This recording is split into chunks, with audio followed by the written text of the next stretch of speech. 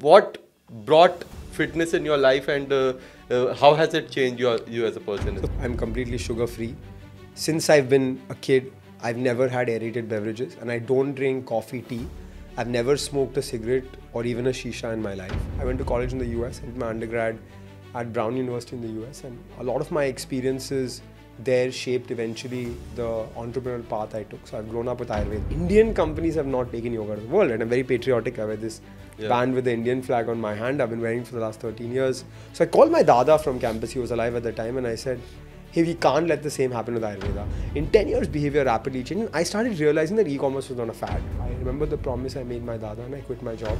The problem we really solved was we gave access to high quality Ayurvedic formulations and a free consultation which my dada and great grandfather offered in their clinic. Fans, I'm not saying donate. Yeah. I've donated. Yeah.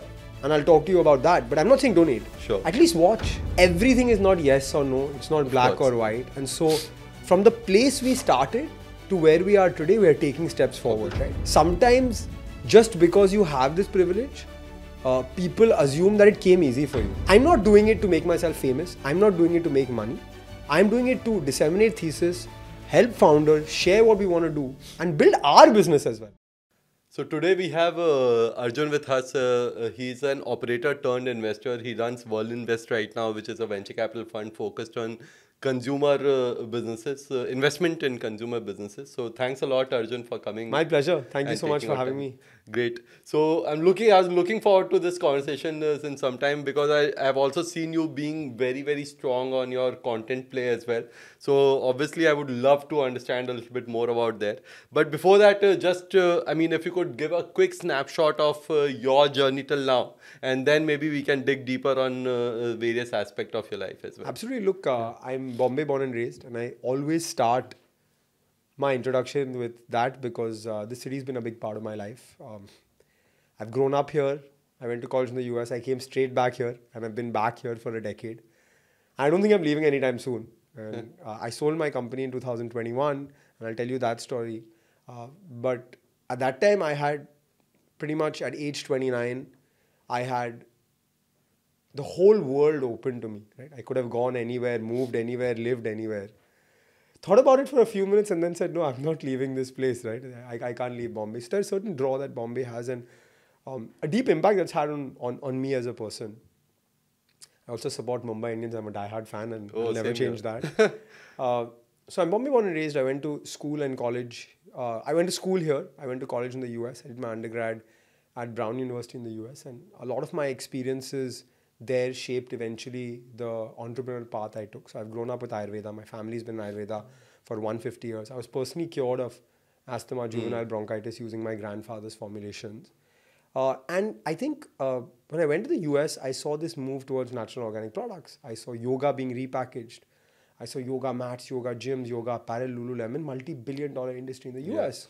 And I started thinking to myself, it's amazing that yoga is global, but it's not so amazing that Indian companies have not taken yoga to the world. And I'm very patriotic. I wear this band with the Indian flag on my hand. I've been wearing it for the last 13 years. So I called my dada from campus. He was alive at the time. And I said, hey, we can't let the same happen with Ayurveda. Obviously, I said I'm patriotic. So I moved back to India straight from college in 2013. I worked in private equity, in finance. I got a job at a consumer-focused PE fund called L Carrington. Okay. And I saw a lot of changes in the Indian consumer, actually. Other than my experience of meeting 150 CEOs of 100 crore plus consumer businesses, I saw India moving from a market obsessed with imported products to a market happy to consume Indian products. I saw Ayurveda going through a renaissance. Government change, Ministry of Ayush created Patanjali revolution happening. All of you were interested in Ayurveda as a science. And I saw e-commerce take off ringside. Like I was the youngest member of the team, and so they said, hey, why don't you look at this thing called e-commerce? And my first month at work, I evaluated a company that sold clothes and other sort of apparel and lifestyle products online called Myntra. Yeah. The team were questioning whether Indian consumers would buy clothes online. Would it be okay to buy shoes online? Yeah. And today, clearly, fashion is the second largest category online after electronics, right? So in 10 years, behavior rapidly changed. I started realizing that e-commerce was not a fad. Sure. In 2016, my grandfather passed. We had this rich legacy of Ayurveda. I personally had an experience of being cured of my asthma using Ayurvedic formulations. And so I remember the promise I made my dada and I quit my job. to take on our family legacy and create a consumer products brand out of it. Dr. Vaidya's story, most people know. In 5 years, we created India's largest Ayurveda brand online. I built this business with my wife, who was my girlfriend and then fiance when she started work with me. We grew up together, we got married while building the business, and we pretty much became the people we were because of Dr. Vaidya's. We scaled the business to 5,000 orders a day, 2 million transacting customers. The proudest moment though was we reached 16,500 pin codes. More than 60% of India's pin codes. We gave them accessibility to Ayurveda and truly built a brand for Bharat. We didn't just cater to Bombay, Delhi, Bangalore, Hyderabad, Chennai. 82% of our orders came from outside the top 10 cities. So Muzaffarnagar, Anantnag, Imphal and Trichy were big hubs for us. And the problem we really solved was we gave access to high quality Ayurvedic formulations and a free consultation which my dada and great grandfather offered in their clinic to consumers at the touch of their fingertips. And so in cities where they didn't have access to an Ayurvedic clinic within 1, 2, 3 kilometers, Dr. Vaidya's gave them this experience. Superb. Great. So, when you are a public figure, normally your stories are very well known to the audience. So I believe that Dr. Vaidya's story is supremely well covered any which ways. So I mean, if you don't mind, I would want to understand those aspects which are not covered yet. So I believe that you are also a big fitness freak, as we were just having a conversation. So where did that orientation come from, and what is your usual opinion? Because I turned into fitness 5-6 years back as well.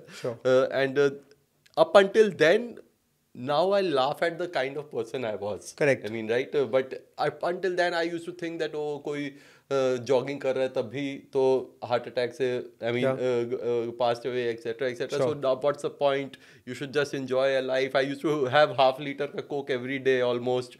So it didn't matter to me. So what brought fitness in your life, and how has it changed you as a person? So firstly, I'll tell you, for the last 5 years, I'm completely gluten-free. I'm completely sugar-free.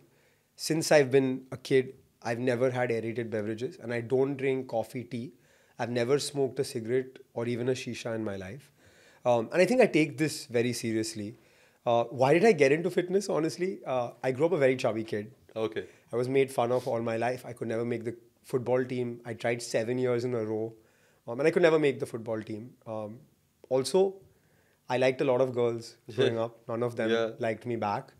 And then I broke my hand when I was 15. And it was a pretty bad injury, actually. It's this entire hand, you can see it. This bone completely broken. And with that injury, I had nerve damage and all of these things. And I didn't eat properly for 2-3 weeks, right? Because I was just recovering from this. In that process, I ended up losing 10 kilos. Okay. This girl who I liked for 2.5 years liked me back, and I got my first girlfriend. So I said, okay, I'm never going back to that size again. Okay. And then, when I was in college in the US, the people I surrounded myself with were people who were on sports teams. We had a intramural, or the lowest level of sport, football team called the Bombay Bombers at that time in college. A lot of my friends loved to play football. And one thing I got into actually was running in college. I really enjoyed running. There's beautiful, in the US at least, if you're on a campus, there's beautiful tracks and trails and scenery that you can run through. And so I got into fitness and running while I was in college, and obviously it's been a massive part of my life. I run at least three times a week. Every week I clock at least 15 to 20 kilometers a week. And then something happened as I was close to graduation. I had a friend who used to run with me sometimes, and he said, hey, wouldn't it be amazing if you ran a marathon before you graduated college? And I was like, marathon to nahi, but he was like, let's do a half marathon together. Till then, the max I'd ever run was 6-7 kilometers, and a half marathon is 21 kilometers. So I said, how will I do it? He said, let's try to train. It's a small marathon anyways. I started in a place called Providence, Rhode Island. Not so many people run that marathon. But that marathon actually happened to be just after the Boston Marathon, and everyone knows what happened in 2013 there. So we had a few more runners, but he said, just do it, sign up. What's the worst? You won't run, right? Yeah. So we started training, and this is 2013. So you didn't run with your mobile phone. We had an iPod Shuffle. He had a Garmin watch that used to track our runs, etc. All that. So I didn't even have a phone. I didn't even know. He said, okay, today we're going to try 10 kilometers. So I said, okay. And we kept on running and kept on running. And he was tracking the run. I just had my iPod Shuffle. And I said, dude, I'm getting really tired. Like, wherever he's like, 7 kilometers ho gaye, keep running. And then eventually we stopped the run and he showed me his watch. It was 15 kilometers. Oh, wow. So he said, you can do this now. Yeah. Let's make this happen. Unfortunately, he trained too hard. Okay. Just too hard, and he got injured before the half marathon. So he Oh. came on a cycle and he followed me as I ran the half marathon. But I ran that marathon in 1 hour 57 minutes, and it's my. Wow. I've done 5 marathons since, but it's still my best ever timing. Wow. Right? So that changed the way I looked at running. Running became a big part of my life. I've run the half marathon 6 times. I'm also a big sports guy. So I play squash. I grew up playing squash because the cricket and football field had too much dust for an asthmatic. I still continue to play squash. And then I've started playing football once a week now. Okay. And because I run so much and because I've never had a cigarette or a shisha in my life, my fitness levels are now much higher than most people that I grew up playing with. And so I'm actually pretty competitive on the football field now, and I'm reasonably good as well. So I think it's a big part of my life, and it becomes a part of your life, and you start doing it so much, you actually cannot live without it as well. Have you done any research on these protein shakes which exist? Yeah, I would say that I think from my research and what I've seen, obviously as natural as possible is the best. But in our Indian diets, usually we're not able to add as much protein. And so I think whey actually comes from sort of the Milk. malai. Yeah, right? yeah, The yeah. top of the curd is what whey comes from. It doesn't suit some people's stomachs. Sure. I seem to be okay with it, but some people can move to plant protein. I think I'm scared of the rest, right? I'm scared of the Okay. creatines of the world, Yeah, and those cycles and yeah. stuff. I've never done any of those things. But recently I've got into a lot of longevity supplements that the biohackers globally are having, right? People say white wine is good for, red wine is good for Yeah. you, and a glass of red wine is good for the heart. Yeah. It's just a compound in red wine called resveratrol. Sure. That's good for you. So I've started having resveratrol now, super Okay. concentrated. Okay. CAKG, beta NMN, etc. All of that. So I've gone on to that whole Okay. bandwagon now. And then I've obviously started probiotics and prebiotics as Sure, well. So sure. health-wise, other than Ayurveda, that's what I've started Sure. doing recently. So you spoke about squash, and you also mentioned you are a big fan of Mumbai Indians, which obviously makes me like you more because I have also been a die-hard Mumbai Indians Yeah, I've fan. been for more than 100 games live, Mumbai Indians. Oh wow! And my brother is a die-hard CSK fan, and we have so much of tussle between. Yesterday we were having a conversation with a friend. CSK, and I would say because of Dhoni, Yeah. is the only team that has true diehard fans outside of Chennai as well. Like a lot of diehard fans. You see some Mumbai Indians Yeah. fans, but CSK, because of Dhoni, has so many diehard fans. And one very interesting thing about how deep the love and affection for Dhoni goes. I was going to speak at IIT Madras. And Yeah. before that, I went to visit a startup that I know in Chennai. And on the wall, there was large photos of Rajnikant and MS Dhoni. Oh, In wow. a startup office. That's how deep the love for Dhoni goes in Yeah, that city. And yeah. that's how deep the impact is. And now, like, we are all the IPL generation. Yeah. We all remember IPL season 1, etc. All of that. But step back, this is the 16th season of IPL. Exactly. Right? And so now, there is true culture being built around teams. There's true culture being built around fans. And people used to say, yeah, nothing like EPL. There's no culture. I mean, 15 years in, there is culture now. Yeah. People love their teams. Exactly. Right? Yeah. And it's not that it's not a profitable, league. It is one of the most profitable and valuable leagues in the world as well. No, it is one of the most Cricket valuable leagues. leagues in the world. It's amazing that it's grown so fast, right? If you think about anything in India, Yeah. while things are newer, and we discount them for being newer, the growth of IPL, the growth of Shark Tank. Yeah. By the way, we're just in season 3 right now, Exactly. right? I was talking to one of the sharks who's a close friend of mine, Aman, and he said, we were tracking the way Shark Tank US grew versus the way Shark Tank India grew. The growth in India is like multi-fold the growth in the US. But I think if you talk about sports, I think one other important thing to talk about is there's massive money, massive enthusiasm, massive interest going towards men's cricket. But I was really heartened that yesterday the WPL final Yeah. had 30,000 people in the stadium. Yeah. And it really, you felt the crowd, right? I'm a big fan of all sport in India. Yeah, Acha. I watch hockey, Yeah. I watch football, I watch badminton, I watch Sumit Nagal win his first round match at the Australian Open. I followed Rohan Bopanna and he won Yeah. in the Australian Open. I follow all our Olympic sports and I'm very passionate about sport in general. I believe that if we can all use our platforms and in our small way, shape or form, contribute to fans. I'm not saying donate. Yeah. I've donated Yeah. and I'll talk to you about that. But I'm not saying donate. Sure. At least watch. Yeah. At least share on your social media when someone wins in a table tennis tournament, or someone wins in a badminton tournament, or India's playing in a World Cup 2026 qualifier. Watch that game. Yeah. Share about it, right? It was sad to see Sunil Chetri come on his Instagram and say, please come and support us, please come and follow us, right? He's the captain of the Indian football team. Exactly. Okay, fine, we're not top 50 in the world, but Yeah. if you don't support, where will we get, right? And so, I have a friend of mine from college, Parth Jindal, and he's very passionate about sport. He's done a lot of work for non-cricket sport as well, and he built this amazing facility called Inspire Institute of Sport outside their largest steel plant in Vijayanagar near Hampi.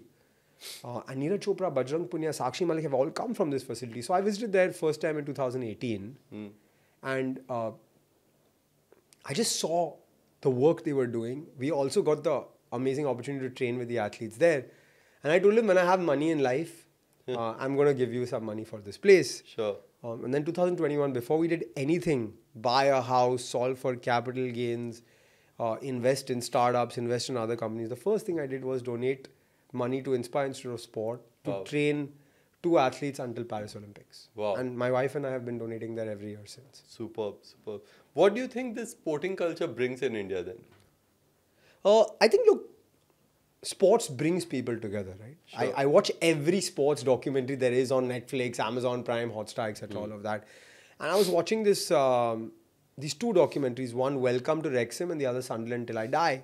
And other than the sport aspect, the players aspect, the matches, the wins, they show a lot about what sports does for that community, how it brings people together, how it moves cities forward.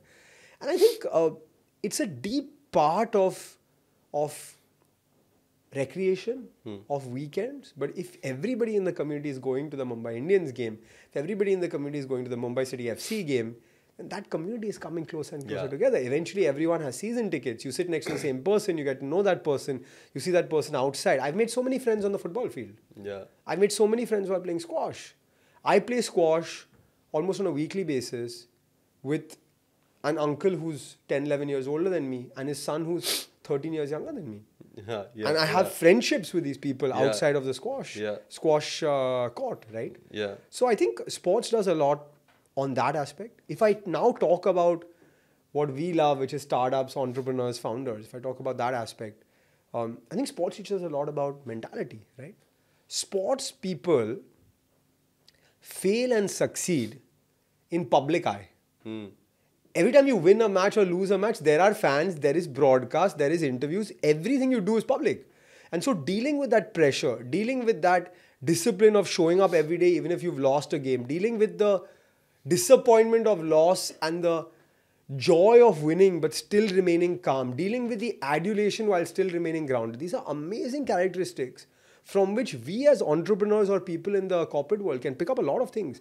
That's why you have the Rahul Dravids and the Sachin Tendulkars going and talking to high performance teams and corporates. Correct. Because their level of performance and the pressure that Sachin had when he was playing for India between 95 and 2005, when we had very little around him as a team, and the Dravids and the Gangulys and the Lakshmans of the world were still coming up. That pressure of 1 billion people, every single time he went out to bat, and the 1 billion people shutting their TVs every single time he got out. That's amazing. That he dealt with that pressure on a daily basis and consistently delivered. Do you think Indian education system is doing sufficient amount of measures, taking sufficient amount of measures which is enabling kids to learn sports as a culture from childhood? The simple answer is no, the Indian education system isn't doing enough. But the more nuanced answer is everything is not yes or no. It's not black or white. And so from the place we started to where we are today, we are taking steps forward, right? There is Khelo India, the Prime Minister is talking about Fit India. I saw the decathlon numbers for FY23. 4,500 crores. They'll do 5,000 crores this year in sales. Puma did 3,000 crores in sales. Puma, Adidas, Asics, Skechers, and Decathlon together, these 5 companies did 10,000 crores in sales in FY23. So clearly, there is a secular trend towards athleticism, sports, fitness. It's at an amateur level. The levels are still low. But if 1 billion people are moving forward slowly towards this, the impact will be massive, right? And so, while the simple answer may be no, we're not doing enough, the nuanced answer is we're doing a lot from the place we started, and each of us need to do our own bit to tell people around us, to educate people around us, to push people around us to go for the walk. Yeah. Get a pair of walking shoes, a t-shirt and a pair of track pants. That's about it, right? I'm not saying play squash. Yeah. I'm not saying run a marathon. I'm not saying any of that. I'm saying just get moving. So, so moving a step further, so we did speak about sports and fitness as well, and so just want to understand a little bit more about how. So let's move towards your work side a little bit Sure. more now. This time, so you started your career as an investor, then you moved as an operator, and then you came back as an investor. So a lot of people right now, what we have seen is the sector. There are a lot of VCs who have started hiring operators Yeah. in the investment or the operating team. So do you think this trend increasing, or because private equity world, I still feel is a little more averse to. It's different kind of work, right? From the VC world. I think more and more operators will get into VC and startup investing. And I think it's a good thing for our ecosystem, because when a founder is facing issues in their warehouse, or when a founder wants to quickly repackage their products, or when a founder wants some advice on social media, if you've never done it before, how will you know the answers other than connecting to an agency, right? But I've been there. I faced RTO issues. I faced too much COD. I faced Facebook ad bans for ads that weren't necessarily compliant. I faced HR issues where teams wanted more salary, and how do you deal with that? I faced an issue where my factory wanted more benefits and the entire team stopped working until I discussed that issue with them. So I faced all of these issues, and so I bring a different perspective when it comes to investing, and I'm sure any operator would bring that different perspective. Having said that, there is something for us as operators to learn from career investors as well. Yeah. And that's the ability to take risk or believe things you've never seen before. Sure. There are times when I say, I couldn't do it in my time at Dr. Vaidya. It's not possible. Yeah. But I have to open my mind to say, just because I didn't do it doesn't mean it's not possible. Yeah. And so that is one skill that career investors have when they have the experience, they've seen different outcomes, they've seen entrepreneurs disrupt, which as an operator, your experience may actually limit your way of thinking as well. So I think that's the difference, but I think it's a very positive sign to see more and more operators come into the investing world. But why is it that PE world does not see operators becoming investors? Look, I think PE world does have operational partners. Operating partners are separate. Operating but investors, partners, I'm talking. The work in PE is more, when a company is more steady state and more mature, there's a lot of Excel work that goes into business model, profitability, ROCE, multiples, etc. All of that. There's lots more number crunching. And that number crunching is a different kind of skill of people. Whereas in early stage, when a company is doing 20 lakhs, 50 lakhs a month, your objective is the long-term vision, the mission. Yes, you look at the numbers, but not to the extent that a PE fund will build a financial model. So the skill set is slightly different. And I think as a company graduates, different skills are required. You have different kinds of people in your team as well, right? Yeah. The person that was there with you for the 0 to 1 may stay with you for the 1 to 100 as well. But you'll also need 1 to 100 experts or 10 to 100 experts when you're going on those journeys. Do you think entrepreneurship as a culture is increasing in India, and what has attributed to it? Yeah, I'll tell you a story and then tell you sort of my view.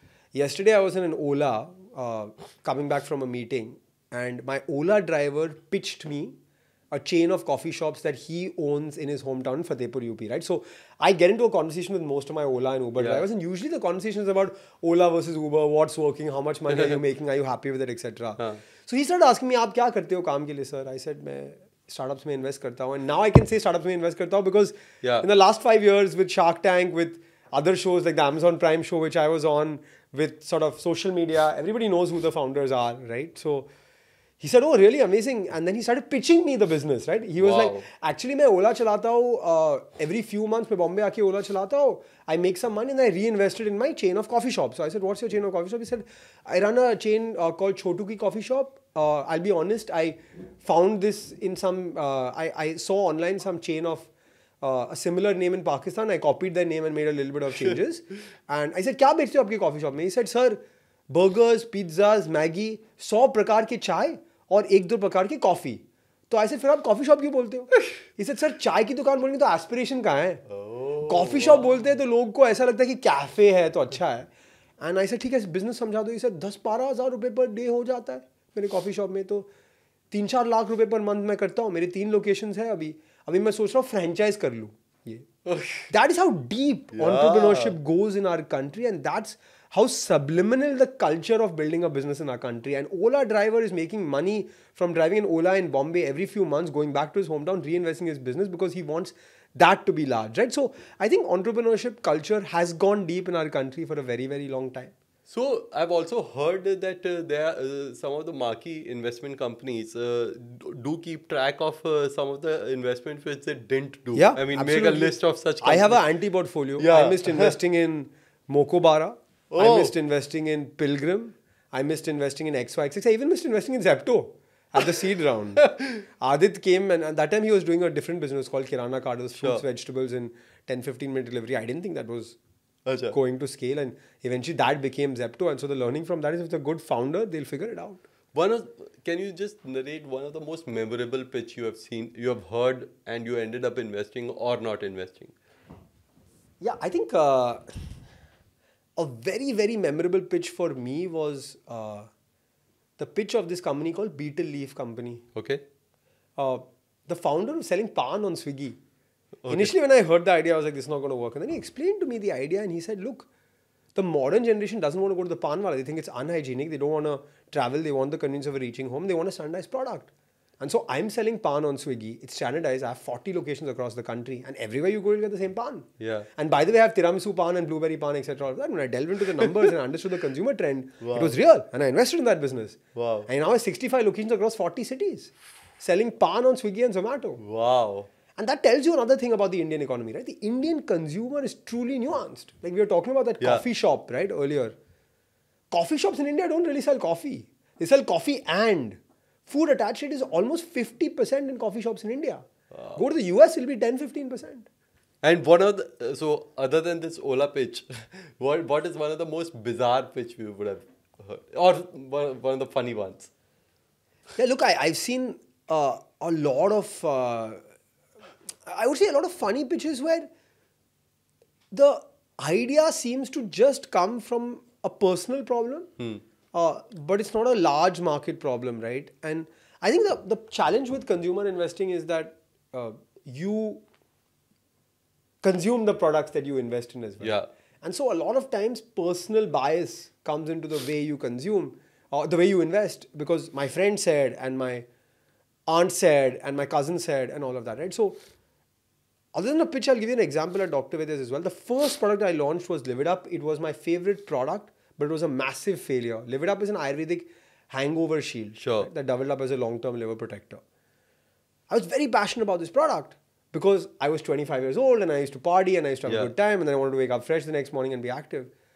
But really at scale, hangover is not something people want to solve. Yeah. When I went to Punjab, to a small town in Punjab, and I said, hey, like I heard you guys drink a lot, do you want this product and can save you from the hangover? They're like, no, hangover nahi hai, to fir we don't feel that we drank the night before, right? And so the hangover problem was actually a very urban problem, very Bombay, Delhi, Bangalore problem. And so that business never scaled to more than 20 lakhs a month. Wow. Okay. That personal bias in consumer investing, if you want to be a good investor, you have to let that go. Correct. And a lot of times I invest in the opposite way I consume. I'm an investor in a company called Jimmy's Cocktails. Sure. It's a cocktail mixer. Most of my friends say it's got too much sugar. It's not really a margarita. It's not really an old fashioned. I've never had Jimmy's Cocktails in my life because it's loaded with sugar and I don't have sugar. Correct. But as a business, that business is perfect for the person who's never tried a cocktail in their life. I must have had 50 cocktails in my life, right? And so my bar of cocktails is very different. But the mass consumer, the middle class consumer who's never had a cocktail and having their first margarita, that's what they want to have.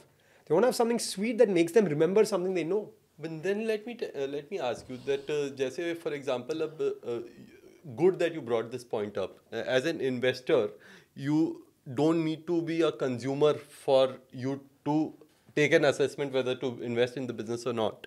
Now, a lot of time in Shark Tank, they always ask for the backstory, and that backstory has to stitch to your idea and the purpose behind the idea. Correct. Now, most of the time, so for example, somebody, so you spoke about your Ayurveda business.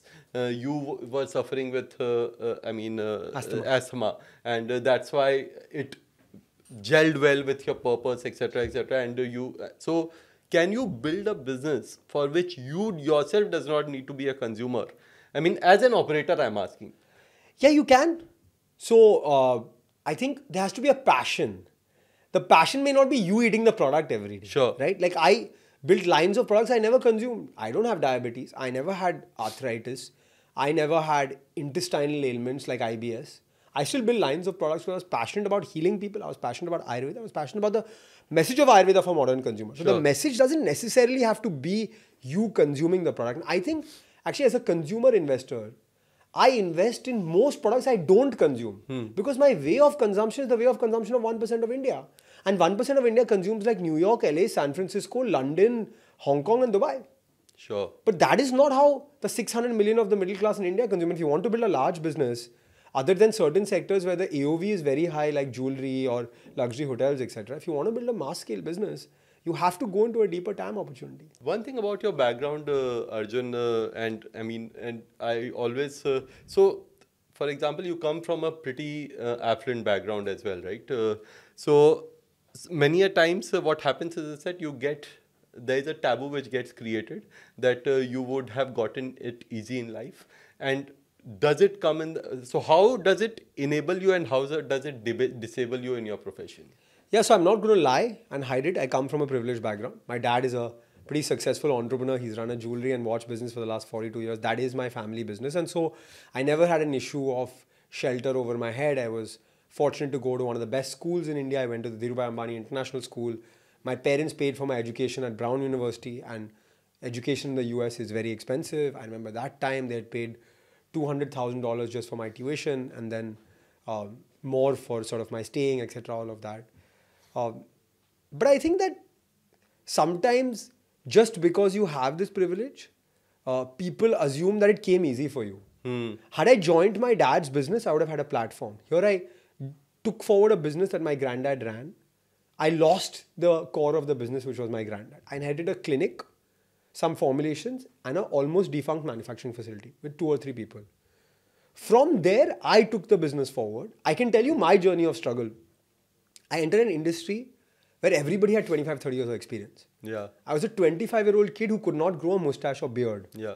Every time I went for a meeting, nobody took me seriously.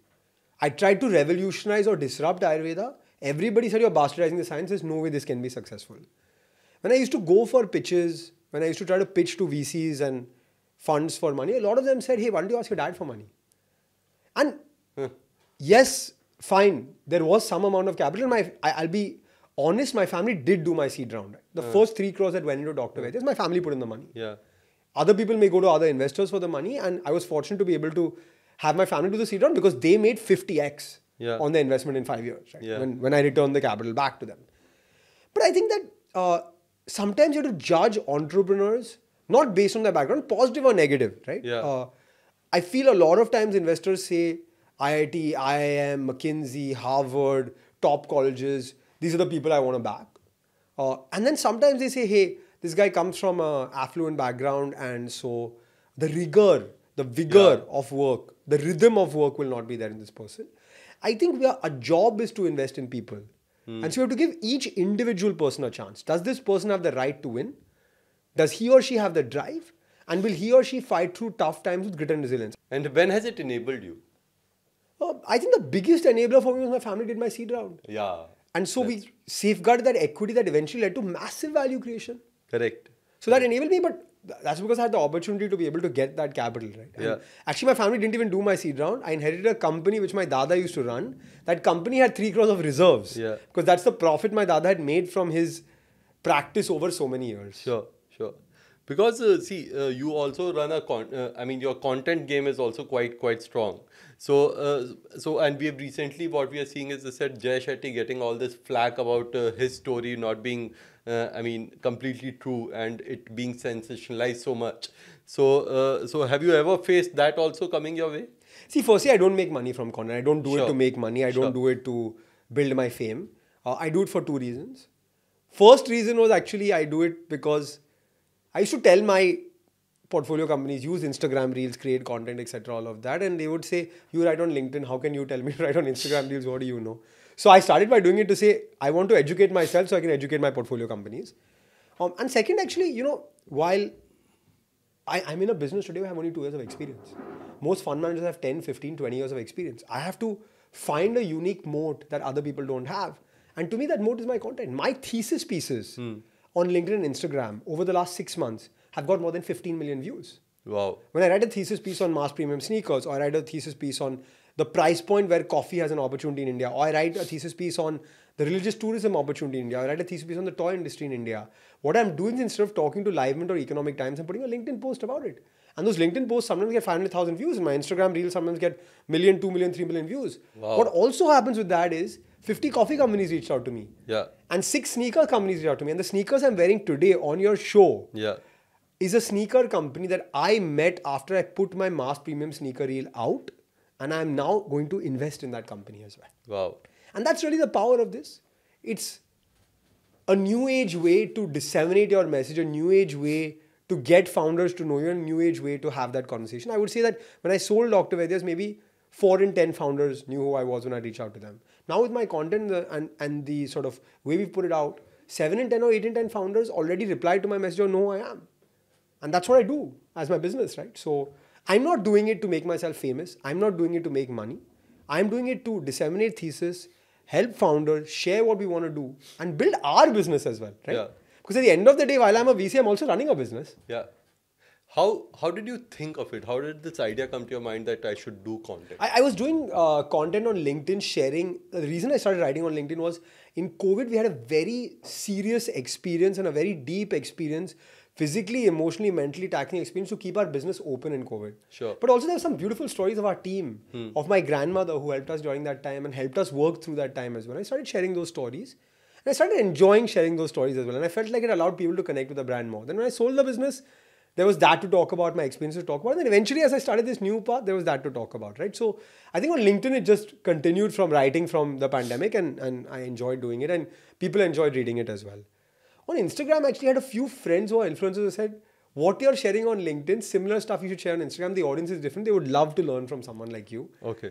First, I was like, no, I can't do reels. It's not for me, etc. All of that. But then I did a few and people started enjoying it. And I said, continue to do it. You produce it yourself? Well, I have a team that helps me produce the reels. LinkedIn, Okay. I write everything myself. But I have a team that helps me produce, edit, shoot the reels. I saw you writing your own LinkedIn content, which is phenomenal. I mean, yeah, look, I think people say, oh, you must be having all the time in the world to do it. I drove here from my home. Yeah. It was a 30-minute ride. I was on one 15-minute call and then 15 minutes I wrote the post. You can't tell me you don't have 15 minutes a day to do something like this, right? And I don't do it every day. I do it 3-4 times a week.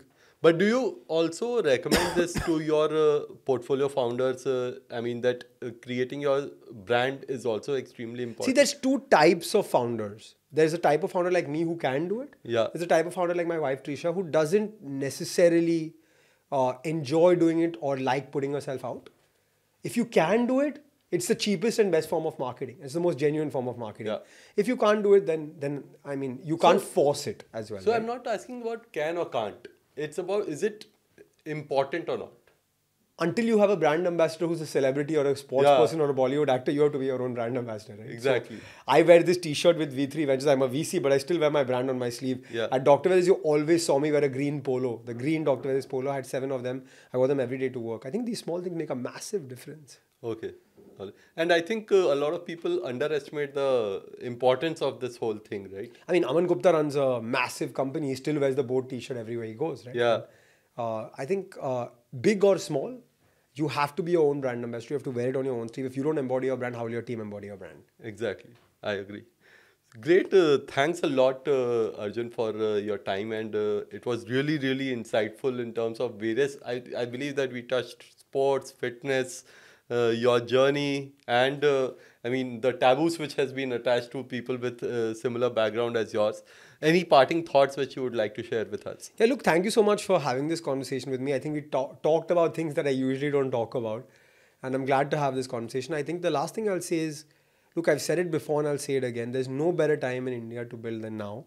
I think we're a unique place, and the US and the UK had this at specific times in their history where everything seemed to be going for these countries at various parts of their sort of journeys and histories. And I think India's reaching that phase where the entire world is having FOMO about being in India and everything seems to be going for us. It's our battle to lose now. Great. Thanks a lot. Thank you. Arjun. My pleasure. Yeah.